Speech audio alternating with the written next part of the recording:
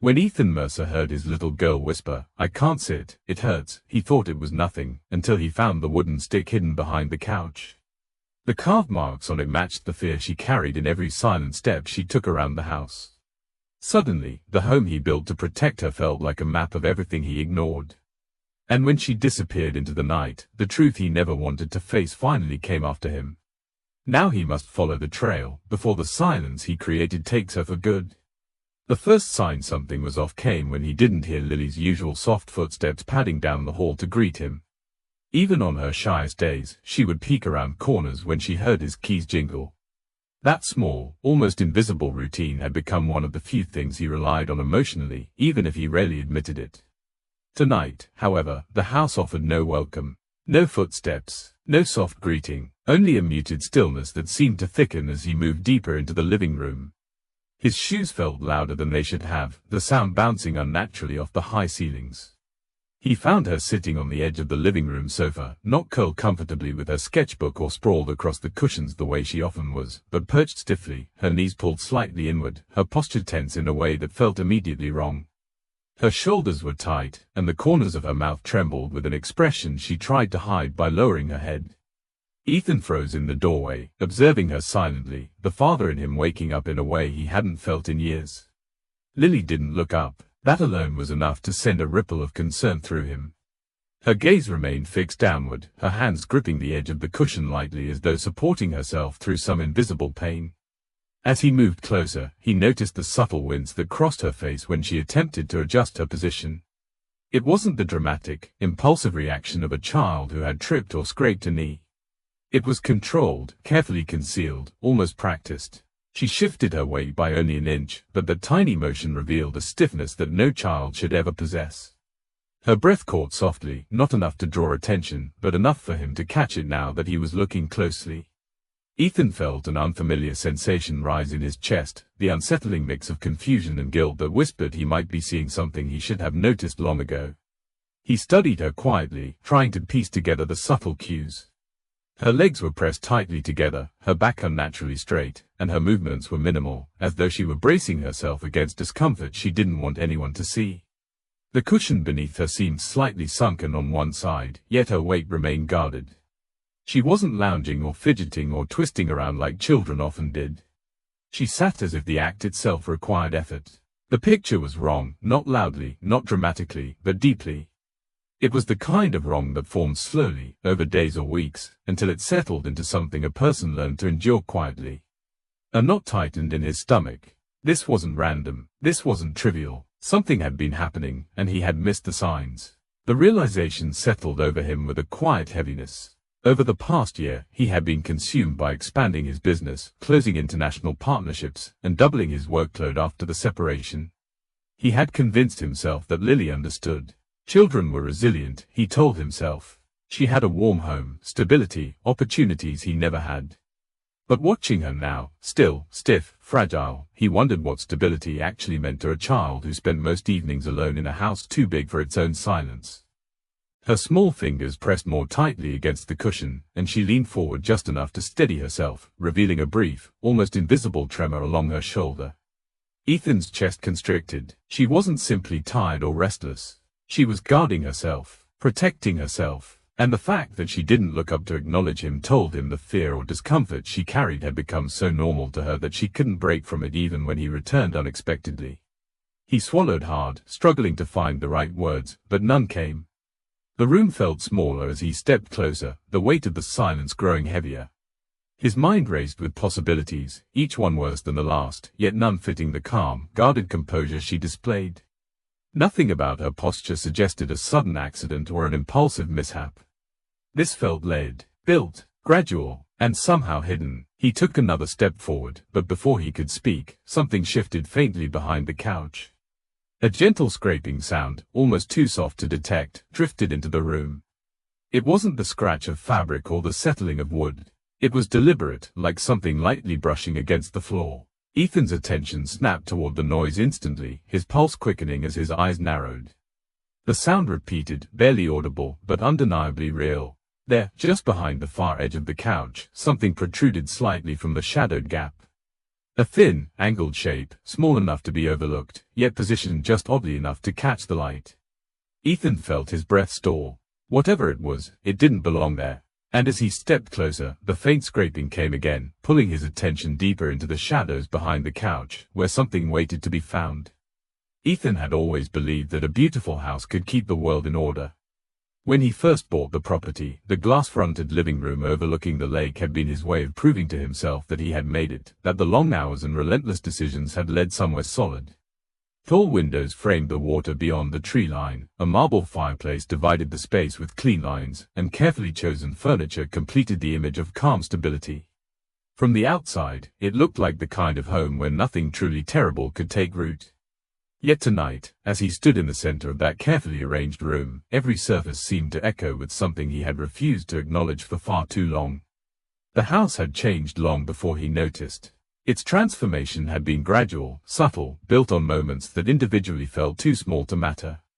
A missed bedtime here, a rushed explanation there, a quiet meal eaten across from a child who had more to say than anyone bothered to hear. The living room had once been a place of cartoons, clumsy crafts, and blanket forts that blocked the television.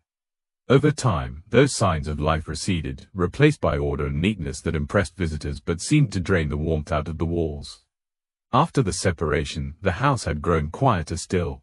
At first, Ethan thought the silence meant stability, a sign that things were settling.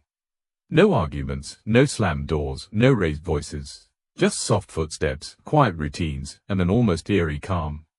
He convinced himself that this was what peace looked like. He never considered that silence could be heavy, that it could sit in the corners of rooms like a presence of its own. Looking back, the signs had been there. Lily stopped leaving toys in the middle of the living room. Her favorite blanket migrated from the couch to her bedroom and rarely returned. The television stayed off more evenings than it flickered, and the sketchbooks that once spilled across the coffee table ended up tucked neatly in a corner, only taken out when she was alone. Ethan had interpreted her tidiness as maturity. He had told himself she was adapting, growing more responsible. What he missed was the way her movements became smaller, the way she seemed to fold in on herself when he entered the room, as if she couldn't predict which version of him would emerge from the day's pressures. The house had learned these patterns, too. It adjusted around the distance. Certain areas fell out of use without any spoken agreement.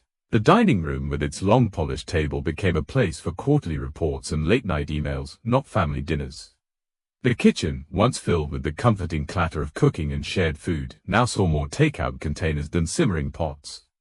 The hallway that led to Lily's room became a border of sorts, a stretch of space Ethan passed through quickly rather than lingered in.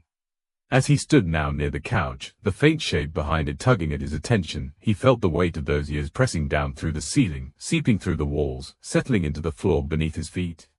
He could almost feel the layers of unspoken tension that had accumulated here, like fine dust never fully swept away. The house had not simply held furniture and memories. It had stored emotions, too, absorbing every moment of discomfort Lily swallowed in silence and every instance of dismissal he let pass without question. Her behavior had shifted in ways that should have concerned him sooner. She chose specific spots to sit and stuck to them rigidly. She avoided certain chairs, certain corners, as if the wrong choice might trigger some unseen consequence. There were evenings when she hovered in the doorway instead of entering the room fully, hands clasped in front of her, eyes flicking to shadows before settling on fixed points. He had noticed those details in passing, but never connected them to anything deeper than childhood quirks. He told himself children had phases. They grew out of them. Meanwhile, the living room bore quiet witness to a child who did not feel entirely safe in her own home, even if nothing overt ever happened to suggest danger. In the quiet stretches of night, when he wandered through the house alone, Ethan occasionally felt that something was off. It wasn't a clear thought, just a vague unease that passed as quickly as it came. A chair pushed half an inch out of alignment. A pillow slightly tilted. A small object moved just enough to suggest it had been handled and then carefully put back in a way that tried not to disturb its original place. Lily had always been meticulous, but there were times when her efforts felt less like tidiness and more like erasure, subtle attempts to remove traces of whatever had unsettled her in the first place. Now, the presence of the wooden object partially visible behind the couch threaded all those impressions together into something he could no longer dismiss.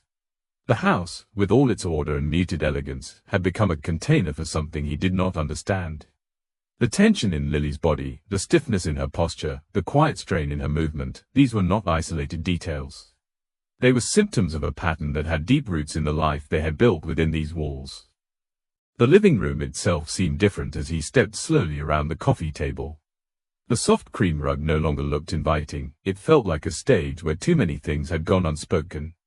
The framed photos along the wall showed versions of them that no longer existed, smiling faces frozen in moments that now felt distant and fragile. He saw himself in those images, relaxed and present, the weight of his success still light enough to carry without crushing the softer parts of him. That man had faded, replaced by someone who equated providing with parenting, who thought a beautiful home could compensate for an absent presence. He paused near the fireplace, the quiet hum of the heating system brushing against the edges of his awareness. The air should have been steady, predictable, controlled by technology designed to keep every room at a precise temperature.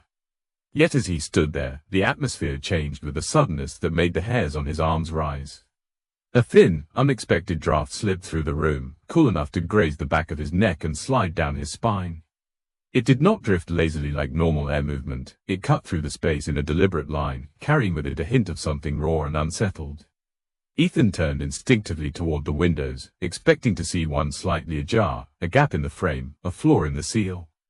The glass panes, however, remained firmly closed, their reflections intact, the locks undisturbed. Still, the cold lingered, circulating through the living room in a way that felt almost purposeful, as if the house itself were exhaling a truth it had held back for years. The cold draft lingered longer than it should have, brushing past Ethan with a presence that felt almost intentional. It stirred something deep inside him, an instinct he hadn't listened to in years, the awareness that not everything in this house was as quiet as it appeared. As the air settled again, the room regained its stillness, but Ethan no longer trusted that silence. The weight of everything he had overlooked pressed down harder, urging him to move toward the one thing in the room that didn't belong, the faint shape partially tucked behind the couch. He approached slowly, each step measured, as if he feared the object would vanish if he moved too quickly.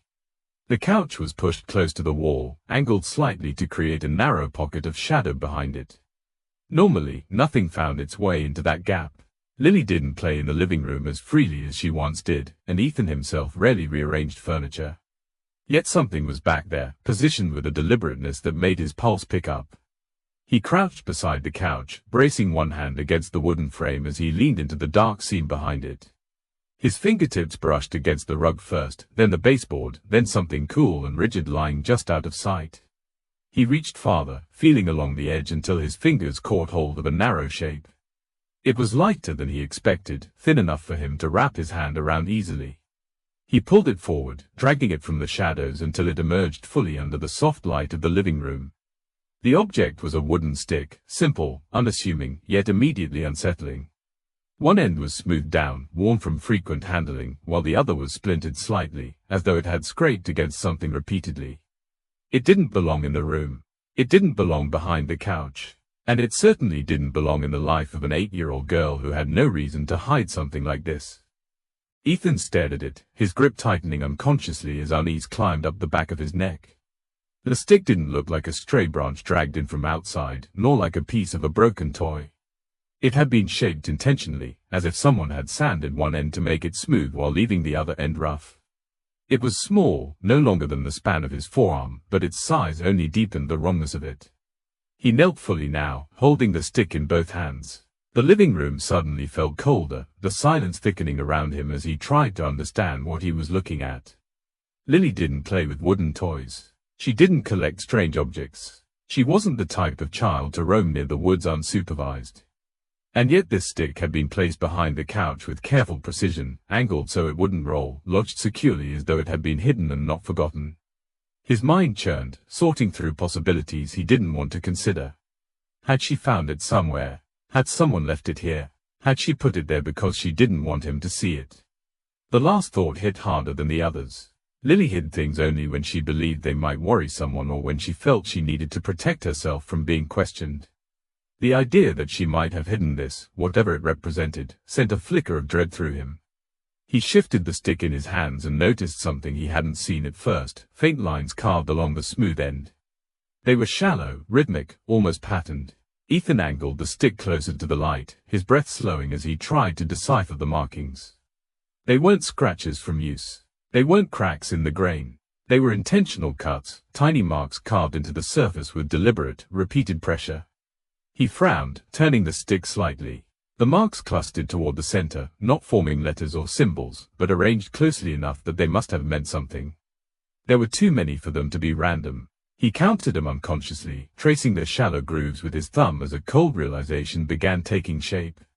The pattern wasn't decorative. It wasn't artistic. It felt like a record, like someone had carved one mark at a time, over days or weeks, documenting something in silence. Ethan's stomach twisted. A child wouldn't carve something like this accidentally. And Lily didn't have access to tools sharp enough to create these marks without someone noticing. The thought sent a chill through him. Whoever made the carvings had done so quietly, methodically, and with enough intent that the stick now held meaning. He brought the object closer, studying the splintered end. The roughness there told a different story, frequent contact with something firm, as though it had knocked against walls, furniture, or the floor. Not with force, but repeatedly. Enough to wear it down unevenly. Enough to create a texture that contrasted sharply with the carefully smoothed opposite end. He tried to imagine why Lily would have this. Why she would hide it. Why she would allow something that clearly unsettled her to exist in the same space where she sat stiffly, afraid to shift her weight. The thought made his chest tighten, his heartbeat thick in his ears. He felt as though he were piecing together a puzzle with half its pieces missing, and each one he found only deepened the discomfort of the picture forming before him. He leaned back on his heels, the stick resting across his palms, staring at it as if it might reveal its purpose on its own. The house, normally so still, seemed to draw in around him as he examined the grooves and jagged edges. The walls felt closer, the ceiling lower, the air cooler. The living room wasn't silent now, it felt expectant, holding its breath as he inched closer to a truth that had been hidden beneath months of distraction and unspoken tension. The stick was old, worn, and deeply out of place. Yet its presence fit disturbingly well with the way Lily had been walking, the stiffness he noticed in her posture, the quiet discomfort she tried to hide. The connection settled into his chest with an awful certainty, and for a moment, he couldn't move. Then, as he tilted the stick just slightly to catch the light, something else surfaced. The carvings, now clear, formed small clusters. Not decorative, not random, counted, tallied, documented, and not carved with joy. His breath hitched, the room seeming to tilt slightly as the marks came into focus. Whatever this stick represented, it wasn't innocent. And as Ethan stared at it, a shiver raced up his spine, the unmistakable feeling that this was only the beginning. Because the marks he saw carved into the wood were not made by accident. Ethan remained seated on the cold hardwood floor longer than he realized, the wooden stick resting across his lap like an accusation carved into grain. The carvings stared back at him, silent, deliberate, telling a story he didn't yet understand. But what unsettled him more was the growing awareness that this object didn't appear suddenly. It had history, it had time behind it. And time was the one thing he had been careless with. As he leaned back against the couch, the truth pressed in on him. Whatever Lily had been dealing with, she had gone through most of it alone while he ran between meetings, airports, and deadlines he believed were essential. It had been years since Ethan allowed himself to revisit the path that brought him here. He'd climbed quickly in the world of corporate finance, first as an analyst, then a strategist, eventually as one of the most in-demand consultants in the region. The money was good, the recognition addictive, and the trajectory of his career left little room for anything that didn't resemble progress. He told himself he was doing everything for his family, building a future Lily would thank him for someday. But success came with expectations, late nights, early flights, and a constant stream of requests he rarely declined. There was always another project, another partnership, another opportunity too valuable to turn away. And as the demands grew, he shifted more of the invisible weight of parenting onto the walls of this home, trusting routines to carry responsibilities he was too busy to shoulder himself. The separation only magnified his absence. Suddenly, there were no shared duties, no second parent moving around the house picking up emotional cues he missed. Ethan's version of parenting became a schedule, drop-offs, pickups, meals, bedtime. He executed tasks rather than lived moments, offering reassurance in the form of stability and structure while overlooking the softer, quieter needs of a child trying to understand why her world had cracked in two. Looking back now, he saw the signs he'd brushed off as mere growing pains. There were nights when she lingered at the top of the stairs after he came home late, watching him with eyes that carried questions he didn't have the patience to hear. He'd ruffle her hair, kiss her head lightly, and promise they'd spend more time together, soon. Soon rarely came. Her small hesitations, the way she paused before sitting down, the way she hovered near walls, the way she avoided certain corners, should have sparked something in him. But he was in a mode of constant motion, moving so fast he couldn't see anything that didn't demand immediate attention. Children didn't demand. They waited. They adapted. Lily adapted so quietly that he mistook her silence for strength. He thought of the countless evenings she spent drawing alone while he sat in his office on back-to-back calls. He remembered the times she tried to show him her sketches, standing patiently beside his desk while he gestured absent-mindedly for her to wait until he finished writing an email. By the time he looked up, she would be gone, notebook closed, posture small. When did her shoulders begin to tighten like that? When did her steps become more cautious? When did she start avoiding the center of the room? He didn't know. That was the truth that cut deeper than anything carved into the wooden stick. He hadn't been paying attention. The guilt was sharp now, slicing through the layers of rationalizations he'd built over the years. He realized he had been living two separate lives under the same roof, one fueled by ambition and momentum, the other defined by routines he performed without real presence. Lily's world had grown quieter as his had grown louder, and the home that once echoed with soft laughter and late-night reading sessions had slowly filled with something else, something heavy, something unspoken, something she had learned to navigate on her own. He picked up the stick again, running his thumb over the carved notches.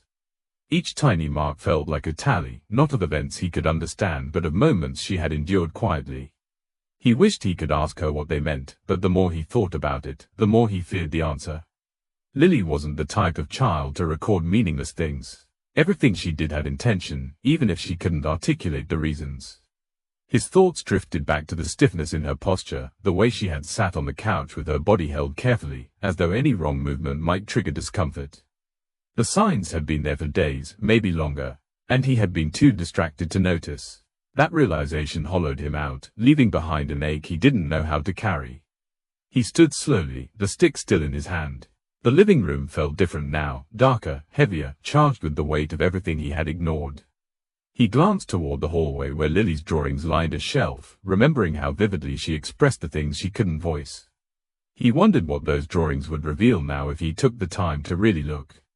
Ethan took a few steps toward the hallway, determined for the first time in a long time to truly see his daughter, not just her routines, but her emotions, her fears, her unspoken experiences. That resolve wasn't dramatic or loud. It was quiet, steady, and anchored in the realization that he had failed her in ways he couldn't fix with money or stability alone. If there was something happening in this house, something that made her hide objects, mark wood, sit with pain, he needed to face it, even if the truth was uncomfortable. He reached the edge of the hallway, the air narrowing around him as though funneling his attention forward. The shadows deepened the farther he looked, bending along the walls with unnatural stillness. He took one step, then another, feeling the house shift subtly with each movement, as if acknowledging his newfound awareness. Then, just as his thoughts aligned into a fragile sense of clarity, a sudden thud broke through the quiet. It came from the far end of the hallway, quick, heavy, unmistakable. The sound traveled down the walls in a low vibration, moving like a warning through the structure of the house. Ethan froze mid-step, the wooden stick tightening in his grasp, his pulse echoing the sound he had just heard. The house had been silent for too long. Now, it was speaking. The thud that echoed through the hallway didn't fade the way a normal sound would. It lingered in the air, vibrating through the floorboards and settling into the walls as if the house itself were reacting. Ethan held still for a long moment, heart pulsing in a rhythm out of sync with everything around him. The wooden stick in his hand felt heavier now, more than an object, almost a clue.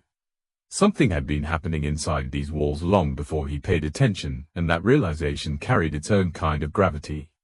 He advanced slowly, each step measured, as if moving too quickly might disturb the delicate thread of awareness stretching across the house.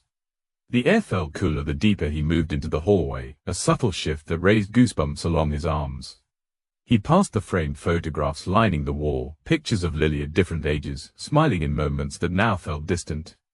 The girl in those photos moved freely, unburdened, untouched by whatever had shaped her current behavior. As he reached the end of the hallway, something odd caught his eye. The bathroom door stood slightly ajar. Lily usually closed it all the way when she wasn't using it.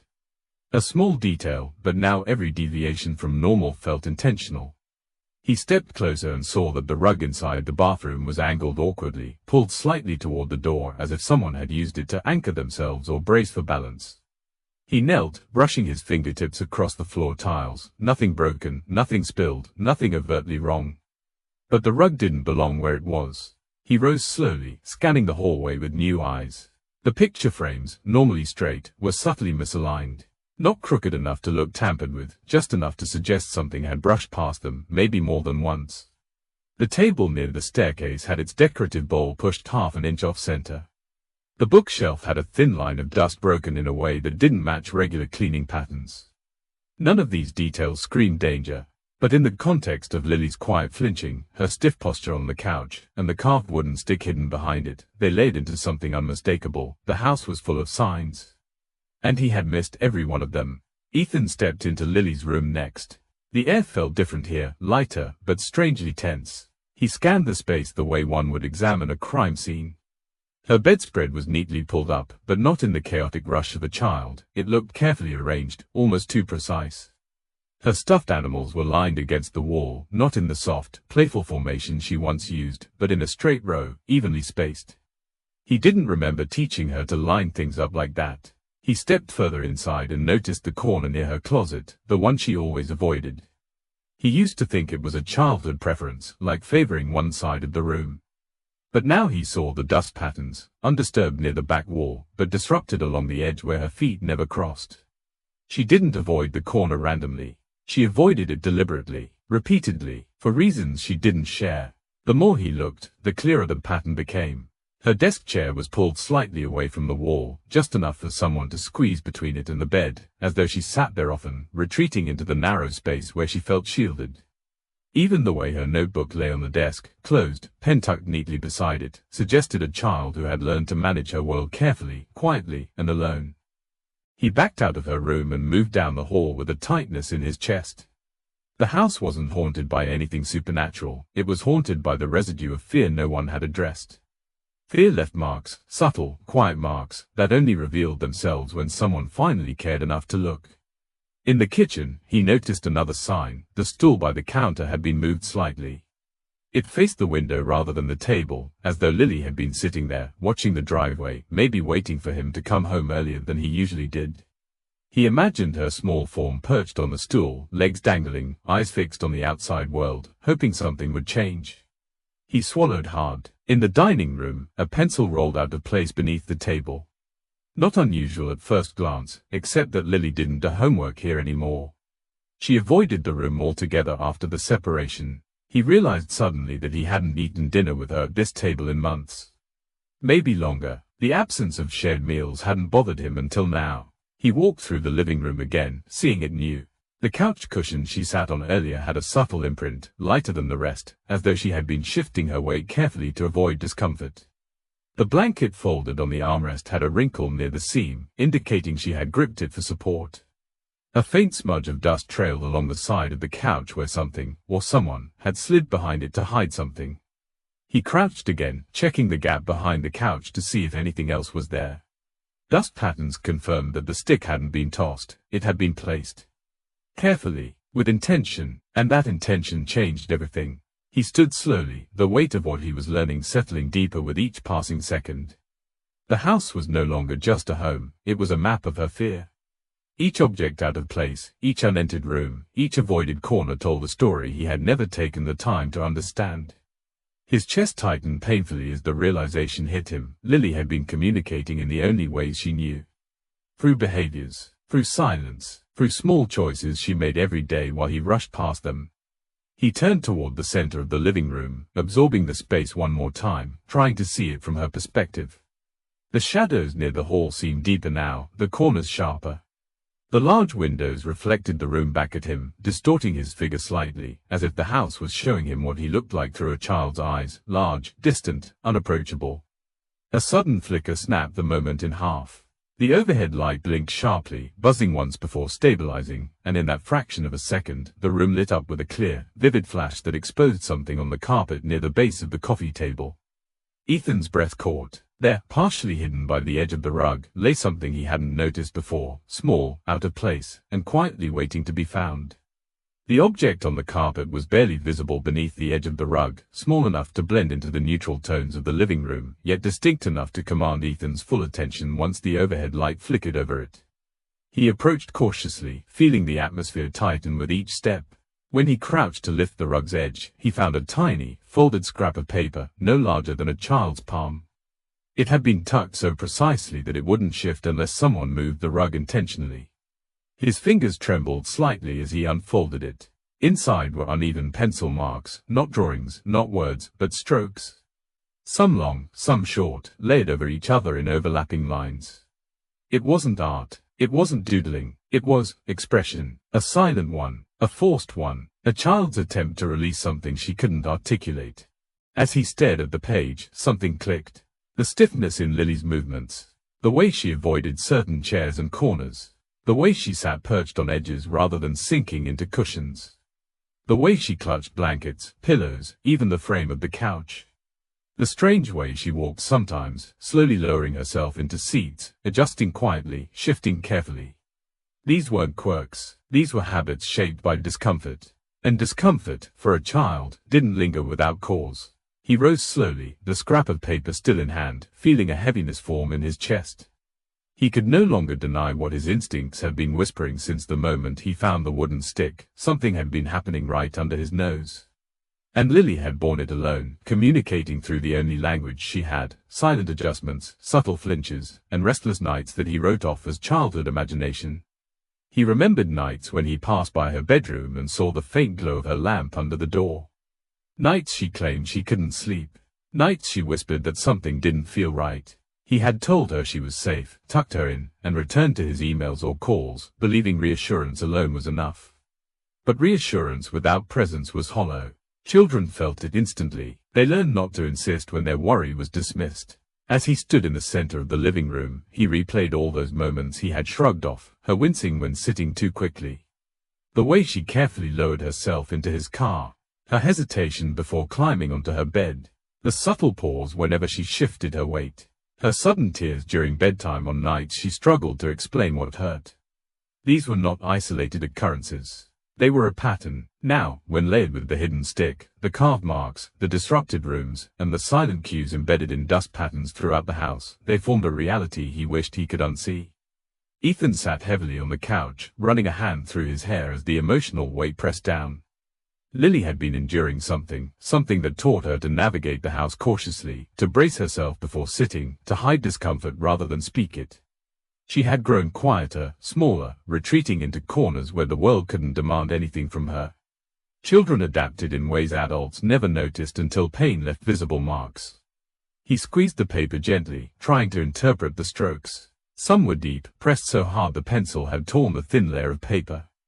Others were light, almost ghost-like. It resembled the notches on the wooden stick, intentional, repeated, meaning something only Lily understood. He imagined her sitting alone in this room, clutching a pencil tightly enough to break through paper, drawing lines instead of speaking words she didn't feel safe bringing to anyone. The thought twisted painfully inside him. He had failed to see her fear not because she hid it well, but because he had not looked closely enough. Children didn't hide from parents who were emotionally present. They only hid when they felt they wouldn't be heard. And Lily had been hiding more than drawings and sticks. She had been hiding herself. Ethan stood and scanned the house with new eyes, seeing each room not for what it was, but for what it had become to her. The hallway she avoided was a corridor of unease. The bathroom rug she pulled to brace herself hinted at discomfort standing for too long. The corner near her closet was a place she refused to cross. Each detail was a whisper she had hoped someone would hear. He stepped toward the hallway again, the silence far heavier now. The living room lights hummed weakly, their warmth unable to chase away the cold he felt growing along the spine of the house. As he walked, the wooden stick still in his hand, he felt the floorboards creak under his weight. Each sound echoed deeper, louder, as though the house were responding to his new understanding. He reached the hallway, the dim light casting long shadows along the walls. The photographs lining him, moments of family outings, birthdays, celebrations, felt like distant memories of a life he barely recognized. The smiles captured in him didn't match the heaviness that lingered now. He approached the small table under the staircase, where Lily sometimes left small trinkets or drawings she didn't want to keep but didn't want to throw away. Today, the table was empty. Too empty, as if she had cleared it intentionally, leaving no clue behind. He stopped near the bathroom door again, listening. The air carried an electric tension, the kind that prickled at the edges of his awareness, signaling something just out of sight. He took another step and turned toward Lily's room. The door was cracked open slightly, the light inside faint. He reached for the doorknob, but before he could push it open fully, a new sound threaded through the stillness. Soft, delicate, scraping. A scratching noise, quiet but unmistakable, came from behind the closed hallway door at the far end. It wasn't frantic or hurried. It was slow, steady, almost rhythmic, like someone moving their nails gently across wood. Ethan froze. His pulse jumped. The wooden stick felt colder in his grasp. Whatever was behind that door wasn't silent anymore. The soft scratching sound behind the hallway door sent a tremor through Ethan's body, but he didn't move toward it, not yet. Instinct told him that whatever waited behind that door was connected to everything unfolding tonight, but he needed to understand Lily's world before stepping into the unknown. Her room was the center of her silence, the place where fear had lived quietly for far too long. If answers existed anywhere, they existed there. He turned away from the scratching, forcing himself to focus. The wooden stick felt heavier in his hand as he stepped into her room, pushing the door open gently so it wouldn't startle the air already thick with tension. The moment he crossed the threshold, he felt it, an atmosphere shaped by a child who lived cautiously within her own space. Her room was soft at first glance, lavender walls, white furniture, neatly arranged toys, but beneath the surface, a different story lived. Her bed was tightly made, the blankets smoothed with a meticulousness no child her age should need to practice. The pillows were arranged perfectly, as though she feared disrupting them. The rug at the far end of the room carried a faint, frayed edge, as if it had been gripped repeatedly in small moments of distress. He moved deeper inside, each step revealing more of the world she had carried alone. Her stuffed animals sat in a precise row along the wall, evenly spaced, none leaning into another. That arrangement wasn't playfulness, it was control, a child's attempt to create a sense of order when her internal world felt chaotic. On her desk sat a stack of papers, loose pages, slightly curled at the edges, tucked beneath a small sketchbook. Ethan approached slowly, his breath tightening as he lifted the first page. It was a drawing, not colorful or imaginative, but shaded with deep pencil strokes forming a shape he recognized immediately, a little girl sitting stiffly on a couch, her posture painfully straight. His pulse thudded as he picked up the next drawing. Another depiction, Lily standing by the hallway wall, one hand gripping the edge of a table for support. Her legs were drawn with uneven lines, suggesting strain. The expression on her face, though simple in childish lines, held unmistakable fear. A third drawing showed her seated on the floor, leaning forward with her arms wrapped around her legs, but the most striking part was the background, a dark shape looming behind her, undefined yet present, hovering near the couch. His breath caught. These weren't drawings of imagination. These were moments. Moments she didn't know how to speak about, moments she recorded in the only language she trusted, art. He sank down onto the edge of the small chair beside her desk, the papers trembling slightly in his hand. A deep ache formed in his chest, heavy and suffocating, as he sifted through the stack. Page after page revealed more of her quiet suffering, her hands clutching her knees while sitting. Her back pressed against walls instead of leaning comfortably on furniture, her head down as she stood near the kitchen counter, the stool slightly off-center. A faint shade drawn near corners she avoided, nothing detailed, just a shadow. He set the drawings aside carefully, unable to shake the realization that Lily had been communicating this entire time, begging for someone to understand, and no one, especially him, had looked closely enough. As he lifted the small sketchbook beneath the loose pages, a tightness gripped his chest. The cover was worn, edges bent, as though she held it often. He opened it slowly. Inside were more images, some simple, some intensely shaded. Early pages showed bright drawings, colorful and expressive, likely from a time before the separation. But as he turned the pages, the colors faded. Bright crayons gave way to gray pencils. Smooth lines gave way to tense, pressured strokes. One drawing showed a stick, thin, wooden, lying beside the couch. His heartbeat quickened. He flipped to the next page. Another drawing showed the same stick, but this time with tiny lines carved into it. His breath caught. A third drawing depicted the stick again, now held between small hands, the carved marks clearly visible. He froze. This was unmistakable. This was the same object he now held in his hand. He stared at the wooden stick, then back at the drawing, the parallel undeniable. She didn't merely find it, she knew it. She had handled it. She had drawn it repeatedly. She had hidden it. She had feared it. The page at the bottom of the stack was thicker than the others, the paper slightly warped as though pressed harder than normal. Ethan lifted it gently, turning it toward the light. What he saw made his chest tighten so sharply he had to steady himself against the desk. The page showed the wooden stick again, only this time, the drawing focused not on the stick itself but on the notches carved into it. There were dozens of them, grouped, aligned, deliberate. Below the stick, Lily had drawn a small figure sitting uncomfortably on a couch, knees pulled inward, shoulders stiff. Beside her, in faint, almost hesitant strokes, she had drawn a word. She didn't write often, and the letters were uneven, but the meaning hit him instantly: hurts. The room swayed slightly as he stared at the page, the full weight of her silence crashing down on him. She had been documenting pain, not imaginary, not dramatic, real pain. Pain she didn't know how to talk about.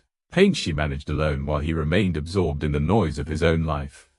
He closed his eyes for a moment, gripping the drawing tightly. A heaviness spread through him. The scratching behind the hallway door returned, louder this time, as though something, or someone, was waiting for him to finally notice. Ethan stood frozen in Lily's room, the sketch still trembling in his grip as the scratching behind the hallway door faded back into silence. The house resumed its unnerving stillness, but nothing inside him felt still anymore. Every hidden drawing, every careful pencil stroke, every quiet tally carved into the wooden stick, all of it formed a truth he could no longer avoid. Lily hadn't just been uncomfortable. She hadn't simply been sensitive or reserved or adjusting to change. She had been hurting, and she had been doing it alone. A kind of ache spread through him, not sharp, but deep, the kind that came from understanding too late what mattered most. The more he pieced together the fragments of her world, the clearer it became that her suffering didn't grow in explosive moments. It grew slowly, silently, in the cracks of daily life, spaces Ethan believed were harmless because he filled them with financial security, stability, and structure. But children didn't measure safety by the weight of a paycheck or the size of a house. They measured it by presence, attention, and the reliability of a loving face that listened. Ethan had been absent from those spaces, and silence had moved in where he should have. He sank onto her small bed, holding the notebook loosely in his fingers. The lavender scent of the room, once comforting, now carried a painful undertone, a reminder that children often hide the deepest fears in the places meant to protect them. His mind drifted relentlessly through memories he had avoided examining. He remembered the day of the separation, the way Lily silently clutched her stuffed rabbit while he explained things she was too young to understand. He had told himself she would adjust, that children were resilient, that she would bounce back as long as he provided a stable environment. He had repeated those phrases like a mantra, a shield against guilt. But resilience wasn't the absence of pain, it was survival in the face of it. And she had survived by becoming smaller, quieter, more cautious. He recalled nights when she lingered outside his office, chewing on her lip, hands clasped behind her back. She never interrupted. She simply waited until he waved without looking away from his screen. Then she retreated, believing whatever she had wanted to say wasn't important enough to be heard. He remembered brushing her off gently, promising he'd spend time with her after, just one more email, one more call, one more urgent task. Those moments stacked up like the notches on the wooden stick, little marks of absence she had learned to carry.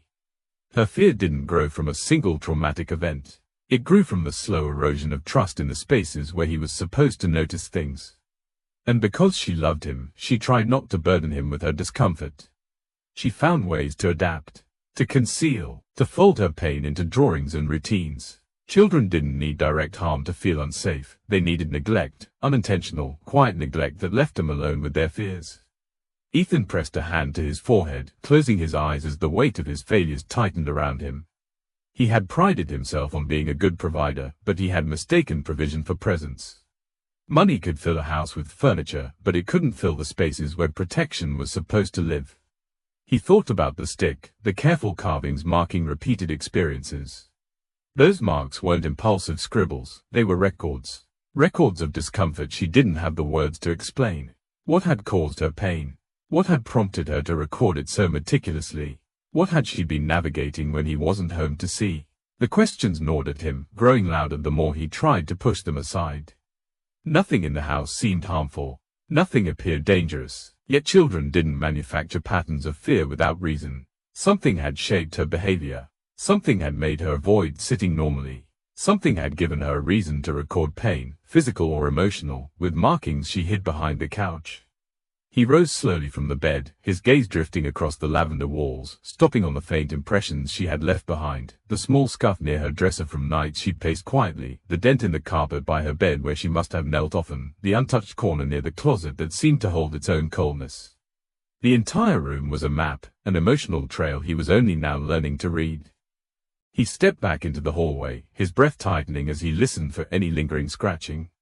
The silence was thick, but it wasn't peaceful. It felt charged, as if the house sensed his shift in awareness and adjusted around it. He walked slowly, the wooden stick still in his hand, tracing the walls with his free fingers, noticing every imperfection he once ignored. In the living room, he paused. The air was cool again, subtly unnatural, like a draft born from something emotional rather than environmental. He stood there, absorbing the atmosphere, letting the weight of his realizations settle fully. He had been gone too often, disconnected too long. Lily had lived with fear in his absence, and the house had absorbed every tremor of it. He turned slightly, catching the reflection of the room in the large window. The dim lights, the untouched furniture, the abandoned corners, it all looked unfamiliar now, as if he were seeing the home through Lily's eyes instead of his own. The reflection distorted slightly in the glass, elongating shapes, deepening shadows, turning the room into something that felt more emotional than physical. Then it happened. A flicker, quick, subtle, but unmistakable, moved across the far wall. Ethan's breath caught, his muscles tensing instinctively. The shadow had shape. It wasn't a random blow or the sway of a tree outside. It moved like a person, turning away, slipping from view as though retreating deeper into the house.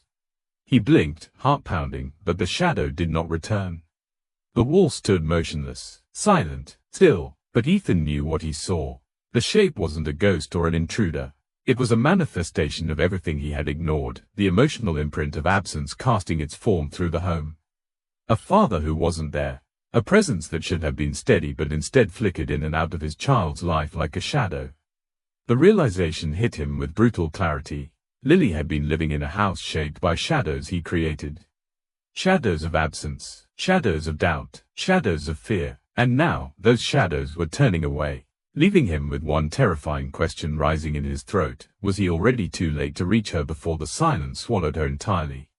Ethan stood in the center of the living room, his breath still uneven from the shadow he had seen pull itself across the far wall. The home he once believed to be safe, structured, stable, predictable, felt transformed into a living archive of everything he failed to notice. Every detail that once seemed ordinary now carried a weight, a meaning, a message from a child who had been forced to speak without words. The wooden stick in his hand, rough on one side and smooth on the other, seemed to throb with significance the longer he held it. He lowered himself onto the couch, not in the relaxed way he once did, but slowly, carefully, mirroring the cautious movements he now realized Lily had practiced for months. The cushions dipped beneath him, and he stared down at the stick, letting the silence press around him as he examined the notches again, really examined them. They weren't random marks. They weren't play scratches or accidental dents. They were counted, measured, lined up with intention. Some marks were deeper than others, pressed hard enough to dent the grain. Others were faint, etched lightly, as though carved on days when she tried not to make a sound. They were grouped in clusters, some close together, some spaced farther apart. And as he studied them, something cold settled into his chest. These were records. Children didn't track time this way unless they had learned to associate days with discomfort. She had been marking something repeated, something she endured often enough that she needed a way to keep track. Perhaps not consciously, not in a calculated sense, but emotionally. The stick had become a timeline, a journal, a quiet record of experiences she didn't know how to describe. He tried to map the spacing of the marks against the last few months, thinking back to moments when she seemed more withdrawn than usual. Days he remembered her walking slower, mornings when she hesitated before climbing into the car, nights she went to bed early, curling into herself instead of stretching out comfortably under her covers. He remembered one morning clearly. He'd been rushing to leave for an early meeting. Lily stood near the stairs, one hand rubbing the back of her leg. He'd asked if she was okay, barely looking up from his phone. She nodded, but her eyes were wet. He thought she was tired. maybe nervous about school. He kissed her head, promised he'd be home early, and left. By the time he got home, she was asleep. He never followed up. Was that one of the marks? Was it one of the deeper ones? The thought made his stomach twist. As he traced each notch with his thumb, he tried to piece together the emotional chronology buried in the wood. The clusters of marks looked almost like episodes or waves, stretches of days where something recurred, followed by gaps that suggested brief reprieve. He could almost feel Lily's small hands gripping the stick, marking it carefully, quietly, when no one was watching. The stick wasn't an object. It was evidence. Evidence of fear. Evidence of pain. Evidence of a pattern he'd been too absent to see. He closed his eyes for a moment, feeling the weight of all the spaces he had missed, those empty evenings when she'd played alone, the weekends he spent traveling, the dinners he promised but postponed, the bedtime stories replaced with quiet apologies and the glow of his laptop screen. Lily had endured more than loneliness. She had endured something recurring, something that taught her to track time with marks rather than memories. He opened his eyes again and forced himself to stand, gripping the stick with new determination. This wasn't just about guilt. It wasn't about regret. It was about understanding what had shaped those notches, the timeline of fear that had unfolded under the roof he assumed protected her. He turned toward the hallway again, letting his attention sweep over every detail he had previously dismissed. The misaligned frames, the angled rug, the scattered objects placed too carefully. Each one was a breadcrumb, a clue, a sign of how she navigated the home in his absence. He stepped into the hallway, pausing just long enough to listen for any sound. The scratching from earlier had faded completely, but the silence now felt thicker, weighted with expectation, as if the house itself knew he was finally putting the pieces together. He moved toward Lily's room again, feeling the familiar ache rise in his chest as he crossed the threshold. He scanned the space with new intentions, searching not for comfort but for discrepancies, areas where her behavior might have left a trace. He noticed the faint cluster of worn carpet fibers near the dresser where her small feet had likely pivoted countless times. He saw the indentation on the floor near the bed where she must have knelt nightly, perhaps out of fear, perhaps for comfort. His gaze fell on her desk again, particularly the bottom drawer he had not checked. He knelt and slid it open. Inside were more papers, folded, layered, stacked. Some were torn from notebooks, others from sketchpads. He lifted a few, scanning quickly. More lines, more shadows, more drawings of herself seated in uncomfortable positions. But one drawing near the bottom caught his eye. It showed a stick, the same wooden stick, lying beside a couch. Beneath it were notches, carefully drawn, each one reflecting the carvings in the real object. The marks in the drawing aligned exactly with the clusters on the stick. This page wasn't random. It was an index of sorts. A map, a translation of the timeline she carried in silence. As he stared at the drawing, a sound snapped through the air. A deep, heavy shift, slow, dragging, unmistakable, came from behind him. From Lily's room. He froze, eyes widening as the sound rolled across the floor like something weighty being moved. A piece of furniture, a toy, a box. No, this sound was too heavy for a toy, too slow for something accidental. It felt like something pushing against the ground deliberately, as if sliding across the floor. Ethan turned, heart hammering, breath caught halfway in his throat. Something inside Lily's room, something he hadn't noticed before, had just moved. And whatever it was, wasn't small. The heavy shifting sound inside Lily's room settled into silence almost as quickly as it had appeared, but its echo clung to the air like the residue of a warning. Ethan stood frozen, the drawing still in his hand, his other gripping the wooden stick so tightly his knuckles whitened. The house felt different now, no longer simply a witness to her fear, but an active carrier of it. Every shadow felt charged, every breath of air too deliberate. But nothing compared to the realization forming in his mind, piece by piece, like a puzzle whose final image he had refused to see until now. He slowly sank to the floor beside Lily's bed, placing the drawing carefully on the soft carpet.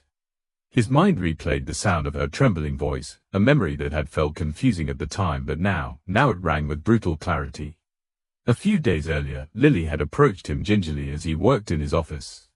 She had hovered by the doorway, clutching her stuffed rabbit, her small voice barely carrying across the room. She said, faintly, "I can't sit, it hurts." He had assumed she'd fallen at school. Or maybe she was simply tired. He'd told her to lie down for a little while and promised he'd check on her soon. He didn't. He'd been caught in a video meeting. She had stopped asking, retreating quietly to her room. But now, the sentence replayed in his mind with force. I can't sit, it hurts. It wasn't about tiredness. It wasn't about a fall. It wasn't about school. It was about this. The stick, the drawings, the careful movements, the flinching, the guarded way she lowered herself onto chairs. The stiffness he saw every time she shifted her weight. Her words had been a direct plea, a confession wrapped in fear. And he, too distracted by work, his own exhaustion, and the lifetime of emotional distance, had brushed it aside because acknowledging it required time he didn't think he had. Children didn't phrase pain in adult terms. They spoke in fragments, hints, whispers, and she had whispered the truth to him plainly, but she had whispered it into a space where no one was truly listening. He pressed his fingers to his forehead, feeling the weight of the moment pull at him. Lily had been carrying not just fear, but discomfort so consistent she recorded it in wood and paper. She hadn't understood what was happening to her, only that it hurt. Only that she had to measure it somehow. Only that she had to hide it because no one seemed available to understand it. The stick's carvings were no longer mysterious marks. They were timestamps of pain. Days she felt discomfort. Nights where sitting, standing, or moving felt difficult. Times when something, whether physical posture, emotional pressure, or the raw impact of loneliness, left her body aching. The deeper notches now felt like tiny screams of a child unable to find the right words. The lighter marks resembled attempts to cope quietly. The clusters were periods of intensified distress. The gaps, days when she felt temporary relief, only to experience it again. Ethan's heart tightened painfully as he closed his eyes. He had been in this house during some of those days. Present physically, absent emotionally, too preoccupied to see the small signs that now looked enormous. The faint fray in her bedroom rug, perhaps from gripping it during moments of discomfort. The way she'd positioned pillows on every chair she sat on, extra cushioning. The way she leaned forward, not back, avoiding pressure. The way she resisted climbing into his car quickly, taking her time. The way she squirmed slightly during dinner, trying to hide the wince. All of it pointed to real, persistent physical discomfort. Something she couldn't articulate clearly. Something he never properly investigated. Something that grew heavier each day. Silence filled the house. He lifted the wooden stick to eye level again, staring at it as though it were alive. For the first time, he truly saw it not as a tool, not as a symbol of punishment, not as an object that inflicted harm, but as an emotional artifact. It wasn't violence. It wasn't hostility. It wasn't assault. It was something else entirely, something tied to her environment, her routines, her body, her silence, and her inability to reach him when she needed help. Whatever caused her pain wasn't a moment, it was a pattern. A pattern buried in the past. A pattern he had contributed to through inconsistency, emotional distance, and absence. He set the stick gently on the bed and rose slowly to his feet. He needed to find her, not later, not after thinking it through. Now, immediately. The house suddenly felt too large, too empty, too full of the reminders of a child who had learned to navigate fear alone. He stepped into the hallway, calling her name carefully, trying not to sound panicked. The house remained silent. He walked through the living room, scanning the corners, checking behind the couch, near the foyer, by the staircase. Nothing. He checked the bathroom, empty. The laundry room, empty. His office, empty. Something cold slid through him. The kind of cold that wasn't from the house, but from fear. Real, instinctive fear that latched onto the ribs. He moved through the kitchen, scanning the countertops and chairs. No sign of her. He checked the pantry, the breakfast nook, the area near the back of the refrigerator. Nothing. The entire first floor felt like it had been holding its breath for hours. Then he noticed something on the kitchen tiles, a faint smear, almost invisible if not for the angle of overhead light. He knelt down and touched it gently. Dust, moved recently, a thin trail, barely perceptible, leading across the tile and out of the room. He followed it slowly, heart pounding. The trail continued into the mudroom, a thin line of disturbed particles brushing along the floor. Not dirt from outdoors, not something spilled. It looked like the subtle trace left when a child dragged a hand along the ground for balance. He swallowed hard. The trail led to the back door. It stopped there, or rather, it didn't stop. It slipped beneath the doorframe, faint but unmistakable. Ethan's breath vanished. He placed a trembling hand on the doorknob, feeling the cold metal under his palm. Lily wasn't in the house anymore. She had left, and the faint, uneven trail leading to the door told him one terrifying truth. She hadn't been comfortable walking. She had struggled, and now she was somewhere outside, alone, in the dark. The cold brass of the back door handle pressed into Ethan's palm, grounding him in a moment that felt both surreal and brutally real. The house behind him was silent, heavy with the weight of everything he had overlooked. The trail of disturbed dust leading to the door was faint, delicate, but undeniable. Lily had passed through it recently, and not easily. It wasn't the confident, skipping track of a carefree child. It was slow, hesitant, uneven. As if every step required effort. As if she had been seeking something outside the house because inside, she no longer found anything she could trust. He opened the door slowly, and a rush of cool night air swept inside, carrying with it an eerie stillness. The backyard stretched outward beneath the dim porch light. The lawn was a soft blur of shadows and pale patches of grass reflecting the moon. Beyond it stood the silhouette of the old wooden shed, unused, weathered, and somehow more foreboding tonight than ever before. He stepped outside, closing the door behind him gently so it wouldn't echo in the night air. The faint trail continued across the porch. A thin line of disturbed dust transitioned into shallow scarfs along the wooden boards. Ethan crouched, tracing the marks with his fingertips. They were subtle, but the direction was unmistakable, toward the far side of the yard, toward the shed. The grass beyond was slightly bent in a narrow path. Not trampled, not forcefully moved, just brushed aside in a way that revealed how carefully she'd walked. How much she tried not to leave a trace and yet couldn't hide her presence. Ethan's chest tightened. She hadn't run. She hadn't wandered aimlessly. She had been drawn somewhere. Guided by fear, by discomfort, by confusion she couldn't voice. Every sign pointed to a child seeking escape from something emotional rather than physical harm, something internal, internalized, shaped by the loneliness of a home thick with tension, silence, and absence. A home where shadows of worry lived louder than the presence of her father. As he followed the faint path into the yard, the night pressed around him with a kind of trembling quiet. The air smelled of damp earth and distant water, and each step on the cool grass created a soft crunch beneath his shoes. His breath fogged faintly in front of him. The moon overhead cast a pale glow that stretched his shadow long and thin across the lawn, adding a surreal distance between himself and his surroundings. He slowed as he neared the shed. Its wooden boards were warped with age, its paint chipped, its roof slightly bowed. It had once been a place he promised he'd convert into a workshop, another project he never made time for. Instead, it had become an afterthought, a storage space, a quiet structure no one ever paid attention to. Except maybe Lily. A sudden realization hit him. Children were drawn to spaces where they felt unseen, unnoticed, hidden from pressures inside the house. The shed, with its forgotten corners and old boxes, offered a kind of solitude, one that could feel safe when everything familiar felt overwhelming. She must have come here on nights when she couldn't sleep, when her body hurt, when she didn't know how to talk about the tightness in her muscles or the ache in her posture. Maybe she came here to escape the walls that held too many unspoken emotions. Maybe she came here to breathe. As he approached, Ethan slowed further. The grass beneath his feet felt colder. The shed loomed larger, darker. He heard the faint creak of wood shifting in the breeze, but the deep part of him knew that wasn't the sound he needed to fear. It was something else, something more deliberate. He reached the shed door and noticed it wasn't fully shut. The latch hung slightly loose, as if small hands had pushed it aside gently. His heart pounded. He leaned forward, pressing his ear against the wood, listening.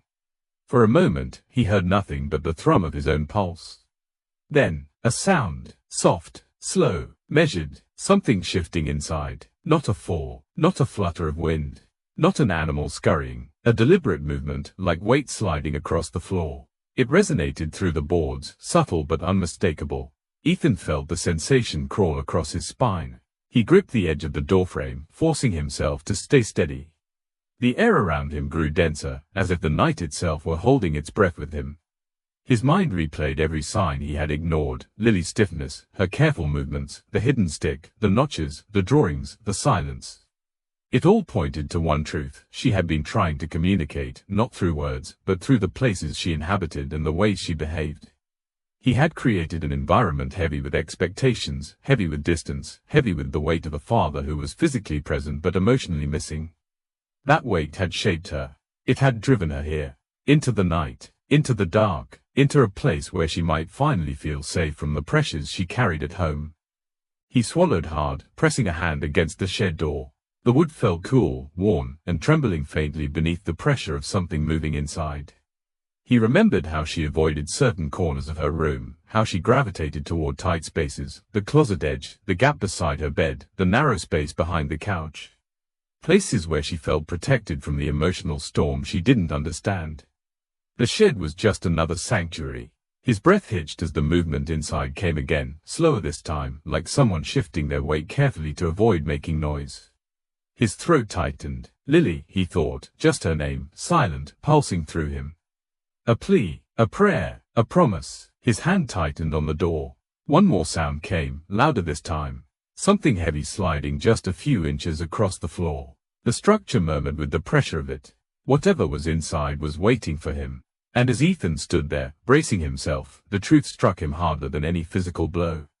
The fear Lily carried had led her here, and now it was leading him, too. He steadied his breath, heart pounding, fingers trembling on the warm wood. Because whatever shifted inside that shed was waiting to be found. The shed door felt colder than the night air around it, as if it held the temperature of every forgotten promise Ethan had let slip over the years. His hand hovered there, steadying himself against the rough wood as he listened to the subtle shifting inside. Lily had come here, alone, hurting, moving with the same careful restraint she carried through every room of the house. And now, standing at the threshold of the one place she sought refuge, Ethan finally understood what this night had been leading him toward.